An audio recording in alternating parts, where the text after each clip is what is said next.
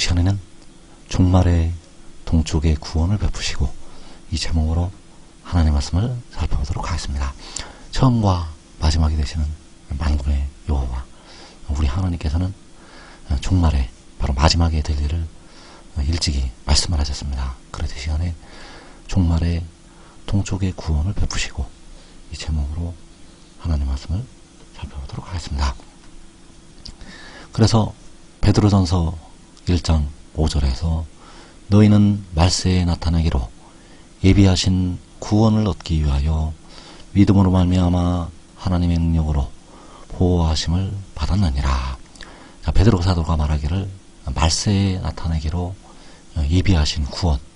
자, 말세에 하나님께서 나타나기로 예비하신 구원을 얻기 위해서 믿음으로 말미암아 하나님의 능력으로 보호하심을 받았느니라.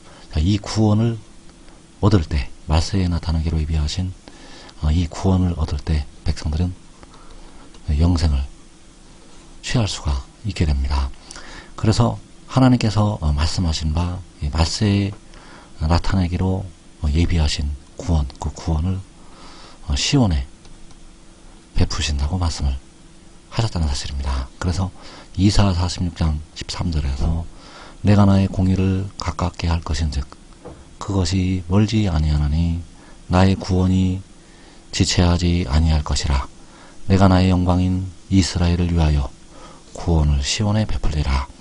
자, 여기에서 하나님께서 내가 나의 영광인 이스라엘을 위하여, 자, 이스라엘은 하나님께서 택하신 백성들을 말씀을 하고 있습니다. 그래서 그 택하신 자녀들을 위해서 구원을 시온에 베푸신다고 말씀을 하셨습니다. 그래서 이 구원은 바로 베드로 사도가 말한 바 말세에 나타내기로 예비하신 구원이 되겠고 그 구원을 하나님께서 시온에 베푸시게 됩니다. 그래서 이 시온에 베푸시는 구원이 바로 독생자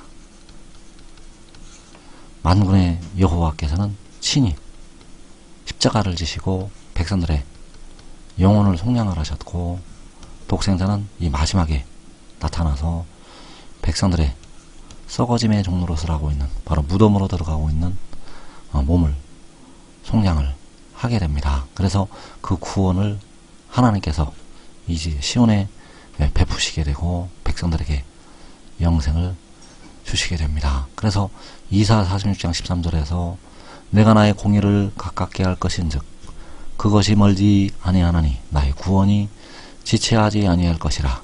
내가 나의 영광인 이스라엘을 위하여 구원을 시온에 베풀리라.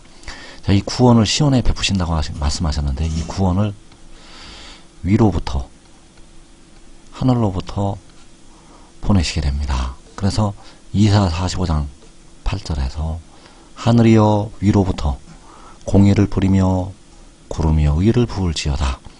땅이여 열려서 구원을 싹트게 하고 공의도 함께 음돋게 할지어다. 나 여호와가 이 일을 창조하였느니라.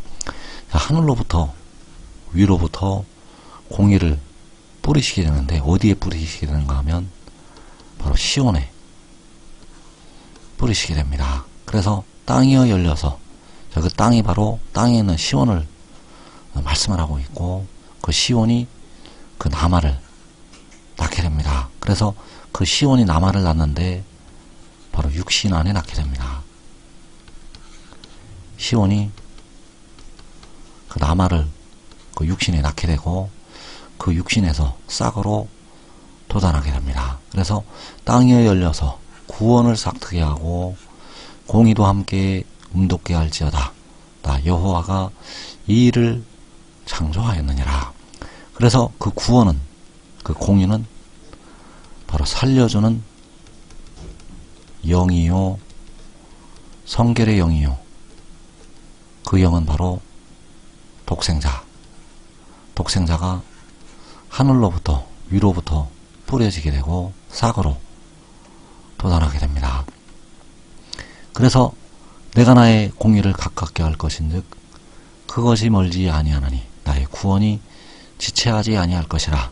내가 독생자를 가깝게 할 것인즉 그것이 멀지 아니하나니 독생자가 지체하지 아니할 것이라. 그래서 하나님께서 말씀하시는, 만군의 여호와께서 말씀하시는 나의 공의, 나의 구원은 독생자를 말씀을 하고 있습니다. 그래서 이사 45장 13절에서 내가 공의로 그를 일으킨지라 그의 모든 길을 곧게 하리니 그가 나의 성읍을 건축할 것이며 사로잡힌 내 백성을 값이나 갚음이 없이 놓으리라.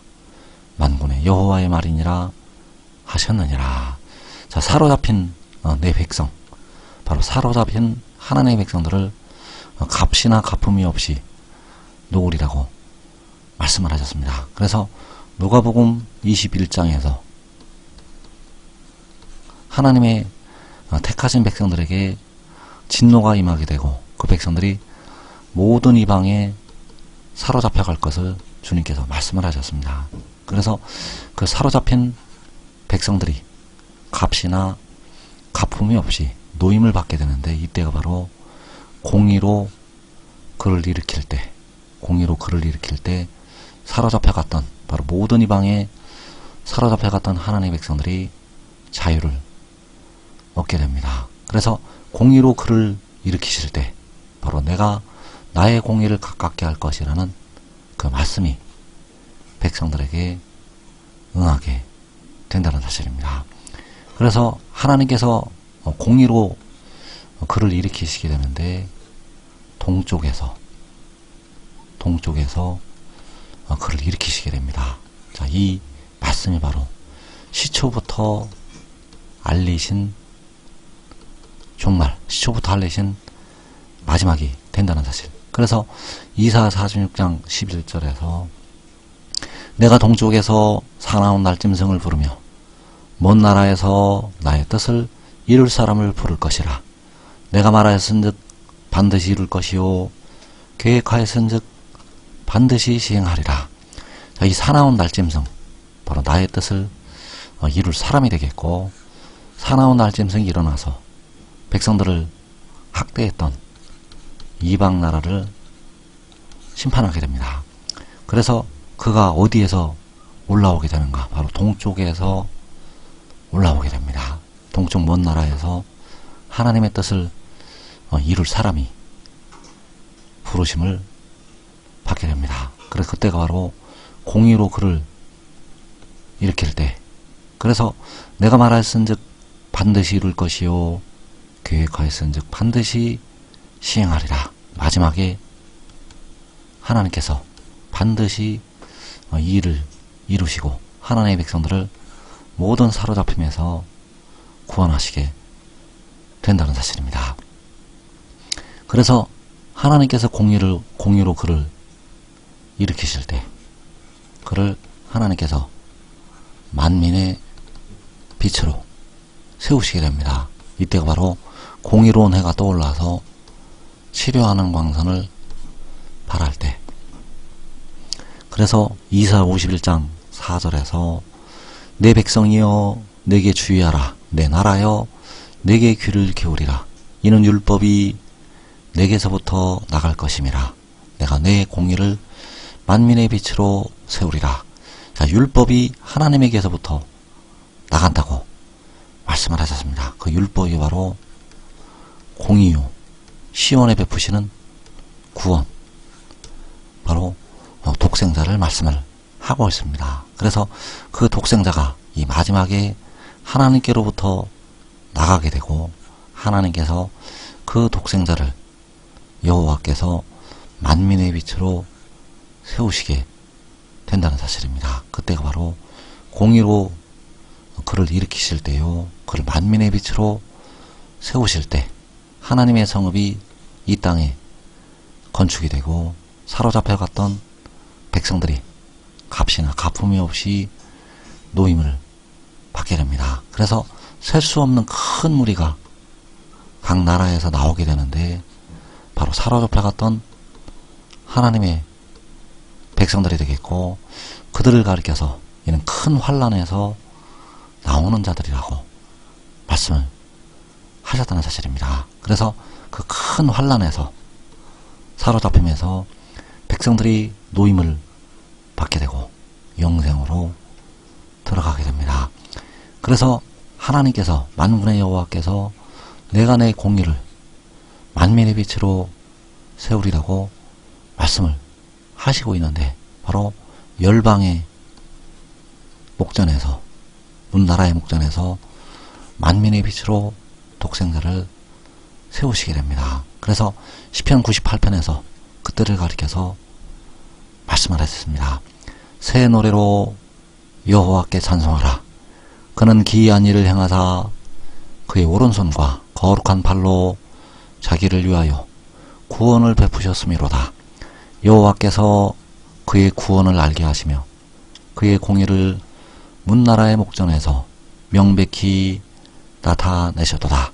자, 여호와께서 그의 구원을 알게 하시고 그의 공의를 문나라의 목전에서 명백히 나타내셨다고 말씀을 하고 있습니다. 그래서 그의 공의를 만민의 빛으로 세우시게 되고 문나라의 목전에서 명백히 나타내시게 됩니다. 그래서 이것이 바로 베드로 사도로 말미암아 말씀하신 말세에 나타나기로 예비하신 구원이 되겠고, 이 구원이 문나라의 목전에, 열방의 목전에 나타나게 됩니다. 그래서 이때 기이한 일을 행하시게 되고 그의 오른손과 거룩한 팔로 자기를 위해서 백성들에게 구원을 베푸시게 됩니다.